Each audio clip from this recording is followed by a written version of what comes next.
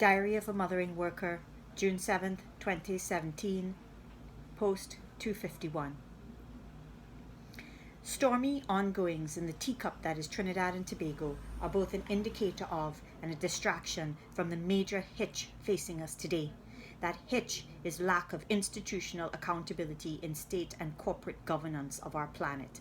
Such accountability cannot be secured by either technological or technical fixes, though they may counter crises. Such accountability is totally a matter of politics, meaning political will and public power driven by fearless demand for human responsibility, justice, and truth.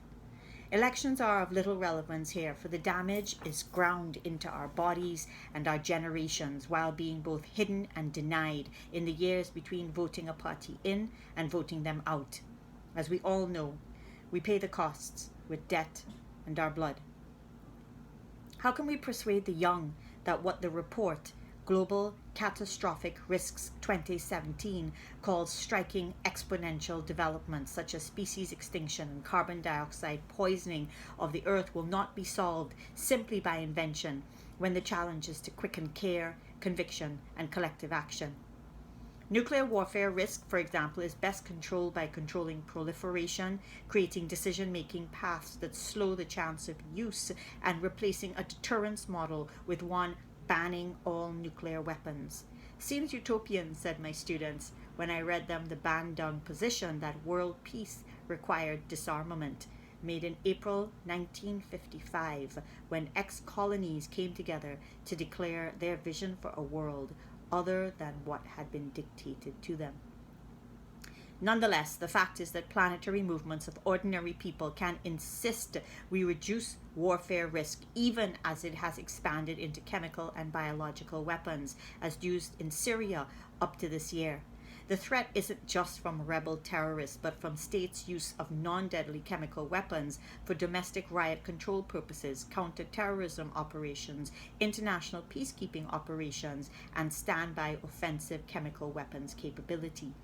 People somewhere fought for the Biological Weapons Convention of 1975, which has not yet been empowered sufficiently.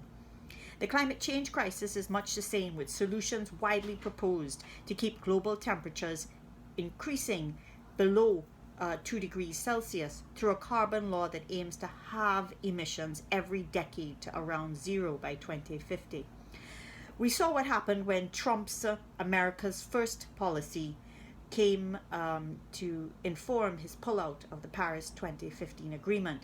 This means we can't simply be a world watching to see whether political leaders will commit to fossil fuel phase-out and renewable energy.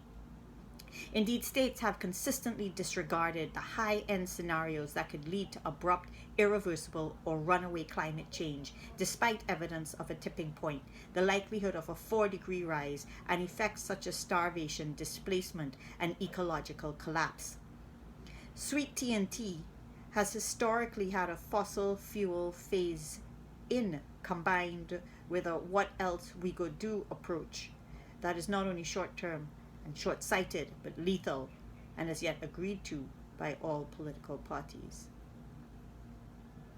Such is the Anthropocene, a geological era when we are impacting the habitability of the planet at an accelerating rate.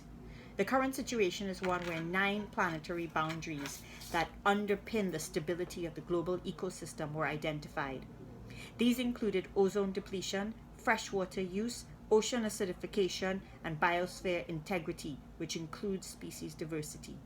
We've exceeded safe limits for 4 out of 9, which means that it's past time, as the Global Catastrophic Risks 2017 report recommends, to integrate evaluation of ecosystems into economic decision-making, reduce pollution, change consumption practices, monitor national and corporate reporting, and cooperate globally in recognition of the fact that these risks cross national boundaries. Who can make this happen? Only you and me, with our insistence multiplied by millions. Within the university, I'm struck that students don't seem to realize the fate in front of their eyes. nor the urgency required of them to overthrow business as usual, nor the fact that they will be the first global generation in history whose parents have robbed them of a secure future.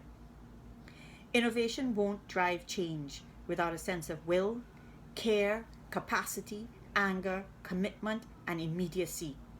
And yet I struggle to successfully and sustainably teach these, or even to connect our small island headline squabbles with irresponsible elites and institutions to similar governance catastrophes whose unjust implications are now planetary. This has been Diary of a Mothering Worker, June 7th, 2017, post 251.